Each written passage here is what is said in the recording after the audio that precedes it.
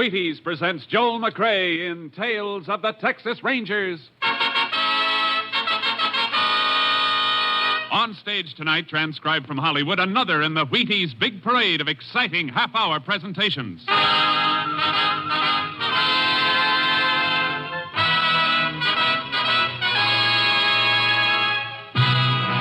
Tales of the Texas Rangers, starring Joel McCrea as Ranger Pearson. Texas, more than 260,000 square miles, and 50 men who make up the most famous and oldest law enforcement body in North America.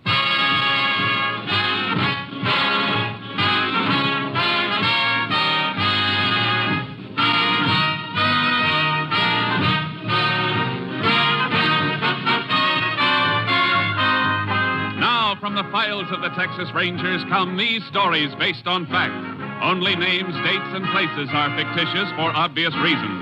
The events themselves are a matter of record.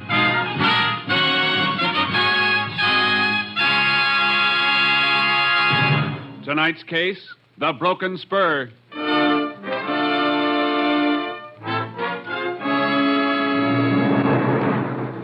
Saturday night, June 5th, 1948. The time, 10 p.m. On a small ranch 10 miles south of Cranston, Irwin County, Texas, Milton Thomas was counting a large sum of money, preparatory to locking it up for the night.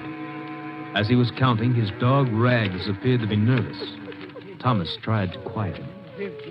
Rags, stop that. You're making me count wrong. 50, 100... What in Sam Hill's the matter with you tonight? Now stop it. Quiet, Rags. Down. Who's there? Casey. What do you want, Casey? I want to talk to you. Seems to me it's awful late at night to be knocking at people's doors. Now, if it's about that All right, get back in the room. That gun, what are you trying to do? Get your dog back or I'll... Rags! Get back or you'll get the same thing. Rags! Get away from that dog. Give me that money. No, I won't. Don't you ask for it? No, don't take Shut up. Let go of my legs. No. I said let go. No. All right, then.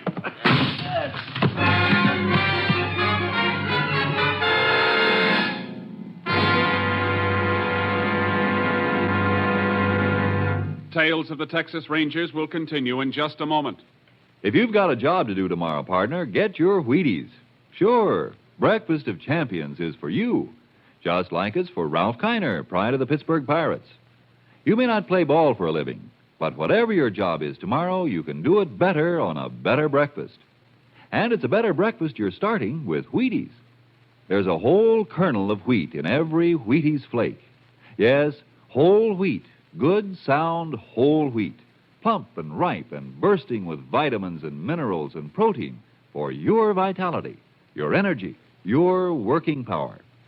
So tumble the Wheaties out of the package, pour on the milk, put on the fruit, pick up the spoon, and smile. You're eating good to be feeling good. Breakfast of Champions for people who are going places. Are you ready? Try 'em. See how Wheaties at 7 can help at 11.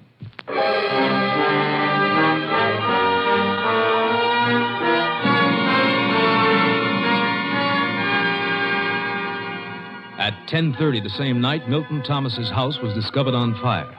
The Cranston Fire Department was called. Next morning, the local sheriff, making a routine investigation, discovered the burnt remains of a broken chair next to Thomas's body. He ordered an autopsy. The results prompted him to call the Texas Rangers. Ranger Jace Pearson was assigned to the case and arrived at the scene of the fire early that afternoon. Well, howdy, Ranger. I'm Sheriff Taxon. Howdy. My name's Jace Pearson. Come on, I'll show you the house. Or what's left of it. All right, folks, step back, please. Shouldn't have all these people walking around here, Sheriff. Ruin any footprints there might be. I had my deputy here just a few minutes ago, Pearson. I sent him down to get some coffee. All right, folks, step back away from the house, all of you. Now get back to the fence, please. All burned out except for the walls, but you may find something. You said when you called you didn't think it was an accident. I've been sheriff here for 18 years, and I'll stake my reputation it wasn't. It was arson to cover murder. Based that on the autopsy? Yep. Coroner couldn't find any traces of carbon granules in the bronchial passages or lungs. And only the normal amount of carbon monoxide in the lungs. Indicating Milt Thomas wasn't breathing when the fire started. Right. This was the front door. Burned off the hinges and fell out. That's funny. What? The lock on this door, special kind. Takes a key on both sides. When the door is shut, you have to have a key to get out of the house as well as in. Oh, that, yeah. Milt was a funny old galoot. Had them put on both doors. The windows had trick locks, too. Why? Well, folks say he kept a lot of money in the house. Maybe just a story. This lock's still working. Let's look at the back door. Oh, here's what's left of Milt's old iron safe. Was it open like that when you found it? Yep. Empty, too. This lock's not forced or broken. Kind of hard to tell much about anything after the roof fell in. Yeah, it's a mess, all right. Same kind of lock here on the back door. It's working, too.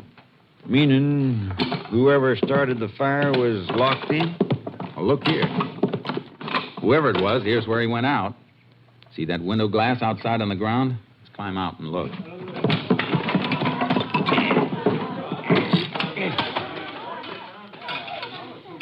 See? The heat didn't break it. It's not crazed. It was knocked out from inside. And do you think the killer was trapped inside? Could have been, after he set fire to the place. How about footprints, Sheriff? Oh, there's thousands of them. Volunteer firemen tramping around all during the fire. Wait, here's something. Looks like a spur rowel. That's exactly what it is. Broken off a spur. Right below where the window was. Maybe busted off by a man jumping out the window with his tail feathers on fire? Maybe. I don't envy you none, Pearson. How come? Well, as a clue, the spur rowel's probably mighty important. But what, Sheriff? I was just thinking. There probably ain't over 10 million spurs in the state of Texas with rowels just like the one you got there in your hand. Well, your figure may be a little high, Sheriff, but I get your point. Hey, Jack.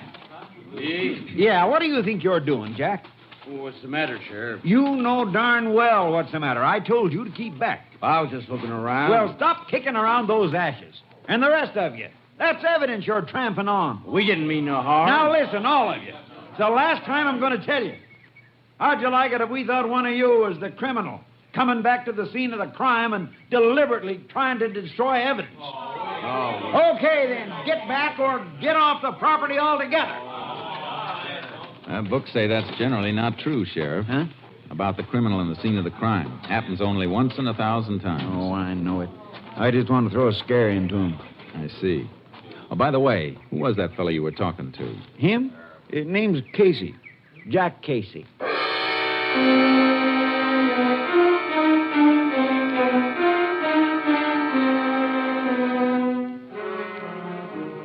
The sheriff and I went over the yard thoroughly, but any footprints the murderer might have left were trampled out by the firemen and the onlookers. Finally, some distance from the house, I found the place I was looking for. Sheriff? Huh? Come over here. What is it? Look, here's where he took off from. Hoofprints. Dug out in an awful hurry, too. And his horse tethered to this tree. Seems to me any man who had legitimate business at the house would have tied up closer. Yeah, that's logical. Well, look here. Horse chewed on the tree. Might be a cribber. We find our man, we'll likely find a horse that chews on his feed bin. See, these tracks head west toward Snake Creek. You got a horse, Sheriff? I can get one. Good. I'll get mine out of the trailer. We're going to follow those hoof prints.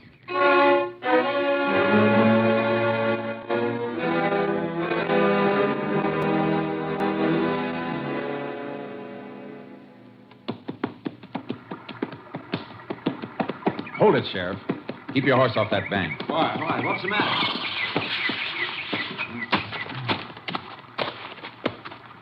Boot prints. Good, fresh ones. Oh, I thought for a minute you'd seen a moccasin. This stream's full of cottonmouths. I'll take my kit and make some plaster molds of these prints. He dismounted here and led his horse across. Yeah, probably afraid of slipping on those flat, mossy rocks. Small foot, about size 7 or 8, I'd say. Odd track pattern, too. Not likely he was toting a heavy load. Probably a fat man. Fat? Yeah, look at his tracks. Deep, even in the dry places. I make tracks as deep as those, way over 200, but I ain't exactly fat. No, you're not fat, Sheriff. But what size boot do you wear? 11 and a half. You ever see a man your height make a footprint this small? Come to think of it, I don't suppose I ever did. Oh, wait a minute. That man who was poking around the ashes back at the house. Casey, was it? Yeah, Jack Casey. What about him? He's fat. Sheriff, was he driving a car or riding? Casey was riding his old paint mare. Say, she's a cribber. Then I'm going to need a warrant. As soon as I get this mold, I'm heading for town. Sheriff, either the books are wrong or this Casey is 1 in 1,000.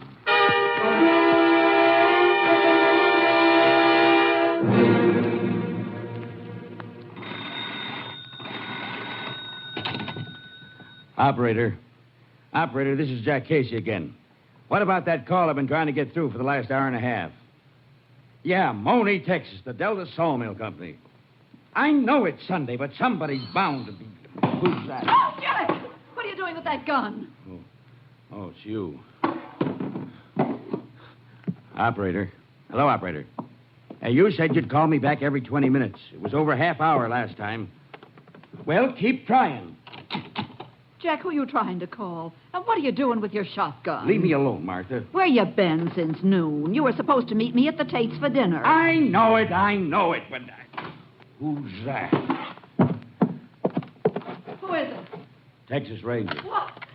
Jack, what have you done? Put that gun away. Get in the back room. You ain't fixing to shoot him, are you? If I have to. Jack, don't do it. Please, Jack, don't be... Hold it, Ranger. Stay where you are. Put that gun down, Casey. You're not coming in here. I got a warrant here says I can. And I am. Jack, put it down. Let go that barrel. Grab it, Ranger. Give me that. You all right, ma'am? Yeah, I'm all right. Shotgun's a nasty thing to carry around cocked. I'll just take this. I want to look around a little. That your bedroom? Yeah. Come on. That paint mare outside yours? Yes, it is. Are these your boots? Mm-hmm. How'd you break this spur? Huh? Well, I didn't know it was broken. I'll take these boots along. You want me to get it, Jack? No. Isn't somebody going to answer it? Yeah, sure. Hello? What? Never mind. Cancel it. You better come along with me, Casey. What's this all about, Ranger? Where are you taking Jack? He thinks somebody killed Milt Thomas. To be exact, he thinks I did. No. You seem to know some of the answers. Some of them. Before we go, Ranger, I'd like to ask you one question. Sure. What time did this so-called murder take place? About 10 o'clock last night. 10 o'clock. Why, that's I'll when we handle this, Martha. Suppose I can prove where I was last night. We're just as anxious to prove a man innocent as guilty, Casey. Do you have any witnesses? About 300 of them. At 10 o'clock last night, I was sitting in the Cranston High School auditorium watching my niece graduate.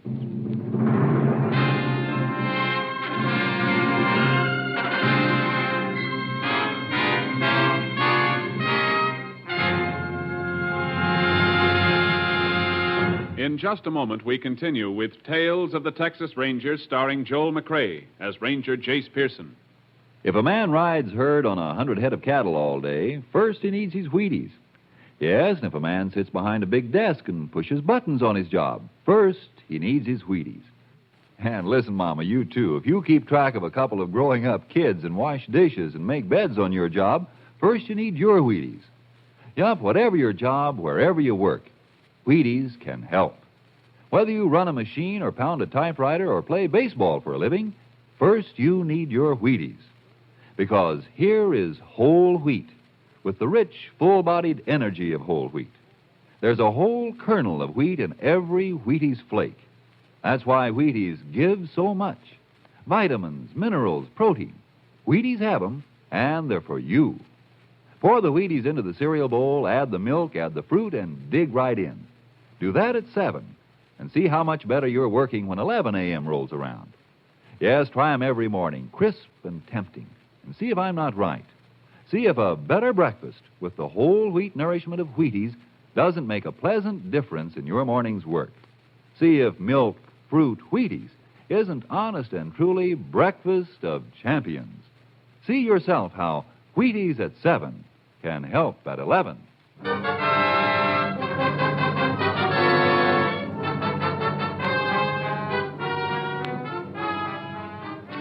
Casey stuck to the alibi that he'd been at the graduation the night before, but I already had enough evidence to take him in. While the sheriff was out asking questions around town, I tried to break down Casey's story. I tell you, I was there. All right, take it easy, Casey. Let's assume for a minute you were. And how do you account for the boot prints made by your boots and found near the scene of the crime? Lots of people wear boots. Could have been anybody. I'm afraid not. You see, I made plaster casts of those prints, and the boots, the ones you admitted were yours, matched the prints to the last nail mark. Well, I've tramped around this part of the country a lot of times. They could have been old prints. These were fresh prints. Well, what about it? I don't know. All right, then. What about the rowel we found just outside Thomas' house? One broken off your spur. I don't know anything about that either. There's no point in withholding information, Casey. You know we'll find out about it sooner or later. Well, how you doing, Pearson? Casey decided to come clean? Not yet. What about the niece, Sheriff? The neighbors say she and her family left on a vacation early this morning. You know anything about that, Casey? No. Too bad. Because I've had several interesting chats. Casey, I've just talked to 4 people who were at the graduation exercises last night. 4 people who know you. And not one of them remembers seeing you there. I was at the high school last night, I tell you. Casey, the sheriff's talked to 4 people who didn't see you. Well, who did? I don't know. It was dark in the auditorium. Didn't you speak to anybody? No. Thing had already started. And... wait a minute. Yeah. I talked to one of the ushers. What was his name? Wasn't a him, it was a her. One of the high school girls. She was wearing a long pink dress. Sheriff, who's the principal of the high school? Mr. Schott. Warren Schott. All right, lock Casey up. I'm going to find out who the ushers were, and especially the little girl with the long pink dress.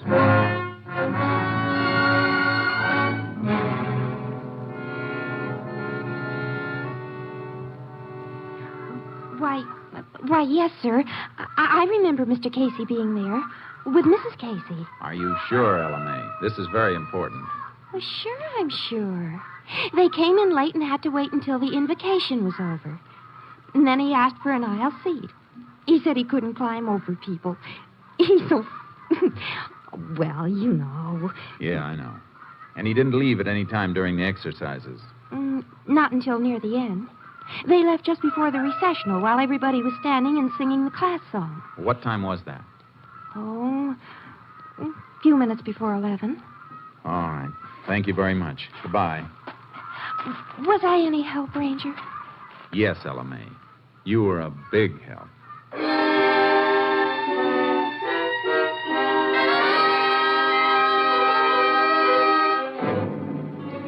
I was stuck. It looked like I was going to have to release Casey. Then I remembered something.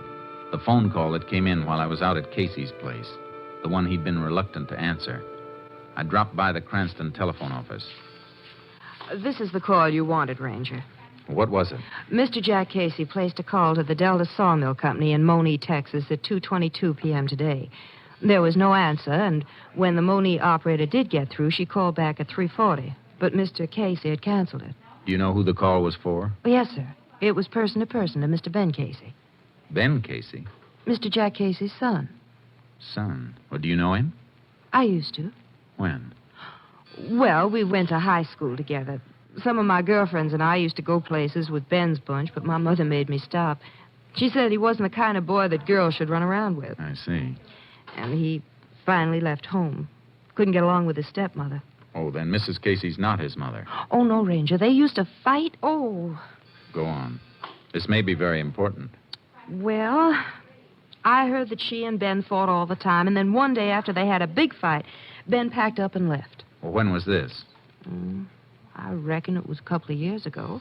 He went down to Monee then and got a job at that sawmill there. What does this Ben look like?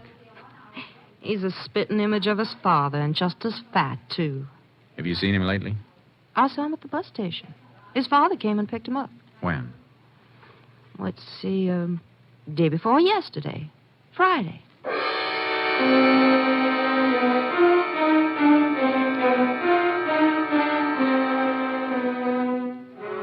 There was no doubt now why Jack Casey wasn't talking. He was protecting his own son.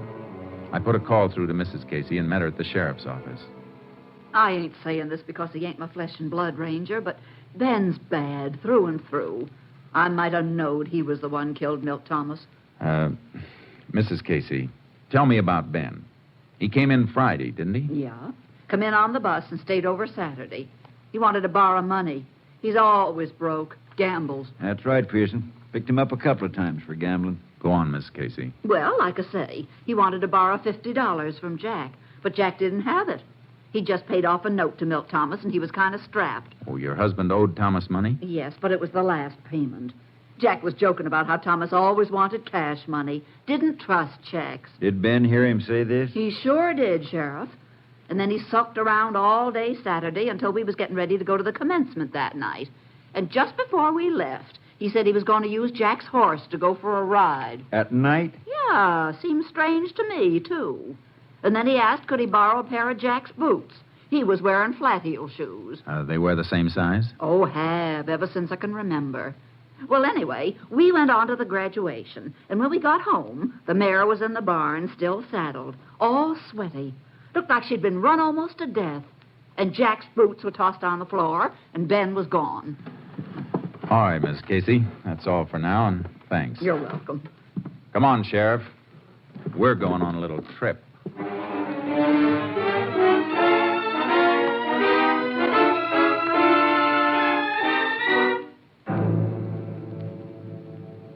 Sheriff Taxon and I piled into my car and headed for Monee. As soon as we got out on the highway, I put in a call to my headquarters. Unit 10 to KTXA. Unit 10 to KTXA. KTXA to Unit 10. Go ahead, Unit 10. Unit 10 leaving Cranston State Highway 22 en route to Monee. Investigating murder suspect believed in vicinity of Delta Sawmill. Will keep KTXA informed. Unit 10, 10-4. Okay. KTXA, Austin. KTXA, Sheriff, Austin, you know young Casey by sight, don't you? I watched him grow up. Good. If he's gone and we have to comb for him, I don't want to turn up the wrong fat man again. Oh, you'd know him now, after seeing his father. Except for age, they're the same. You mean except for age and the fact that the young one's a murderer?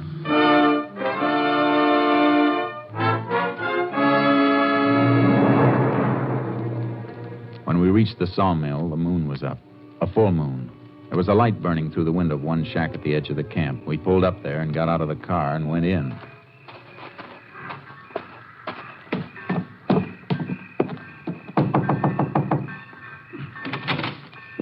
Well, howdy, Ranger, Sheriff. Hi. We're looking for a man named Casey. Ben Casey? Yeah, you're on? I don't know for sure. Sleeps in the big bunkhouse down the line. Which bunk? I'll show you if you like. Fine. Sheriff, maybe you better take a look through the mess hall. Fat boy like him might be fixing a late snack. If you don't find him, come up and meet me. And if you do find him, call me before you try and take him. Right. Bunkhouse is this way.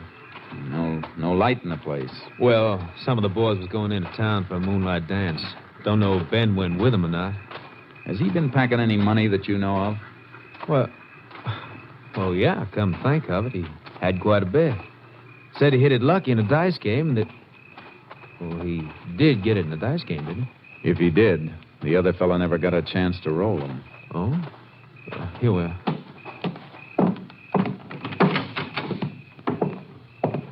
I'll light this lamp for you. Ben sleeps in that third bunk on the right. Thanks. I'll wait for him. All right, I'll get back to my books and just entering a shipment that's being hauled out tonight. That's why you found me working. Go ahead. But if you see Casey, don't mention I'm here.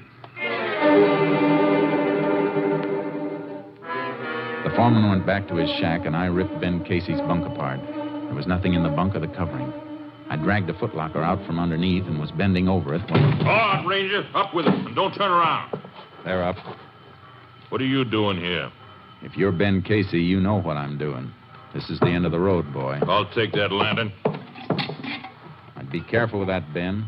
Remember what happened the last time you dropped a lantern? You're pretty smart, ain't you, mister? But I'm smart, too. Here's a present for you.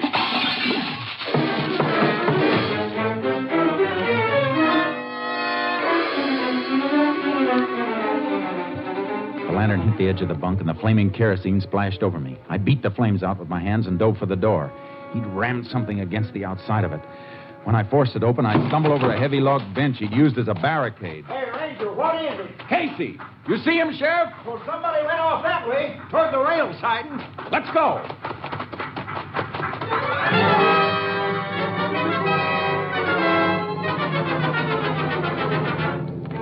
We spotted him swinging up the side of a flat car as the train hit the main line and started to roll. We grabbed onto one of the last cars and scrambled to the top and started to work our way forward.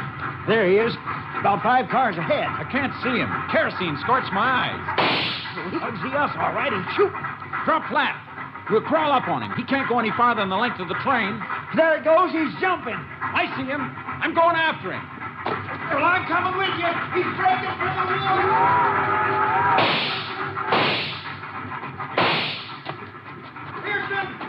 Pearson, you all right? Where are you? Get down, Sheriff. Drop.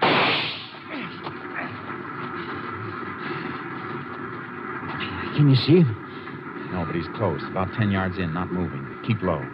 We're silhouetted good against this clearing. What you doing, Pearson? Taking off my jacket. See if you can find a stick about 5 feet long. Well, here's a dead branch. This do? Fine. Give it to me. What you fixing to do? I'm going to put this branch through my coat sleeves like this. Here. When I tell you, hold it up. I get it. Something for him to shoot at, huh? Right. I'll fire at his gun flash. All right, Casey. Come out with your hands up. This is your last chance, Casey. Okay, Sheriff. Lift the coat. You got him. Come on. Don't shoot, Ranger. Don't kill me. Oh, please give me a chance. Like you gave Milt Thomas? It was a short train ride, Casey, but I got a hunch you'll get a longer one soon. Come on.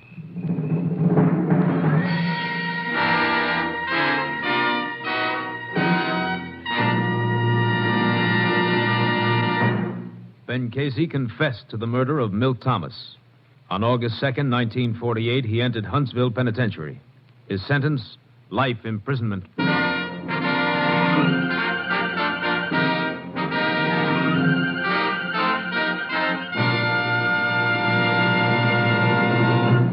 Joel McCrea, that was a great show tonight. Wheaties and I are proud of you. Thank you, Frank. I like to please the customers. Well, now, so do I. Take Wheaties, for instance. Frank, are you going to say that Wheaties taste good? Well, yes, I was going to touch on that. And are you going to say that Wheaties are good for people?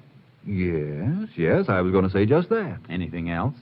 Well, no, I guess that just about covers it, Joel, except... Except telling people to get some. That's it. How'd you know?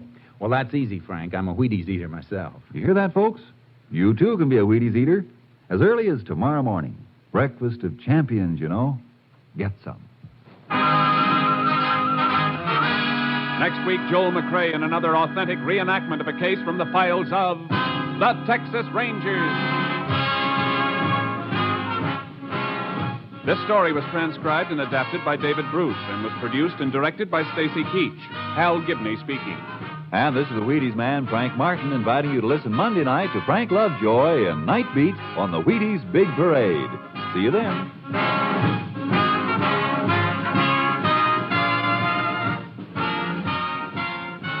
Tomorrow there's good listening with the Summer Symphony on NBC.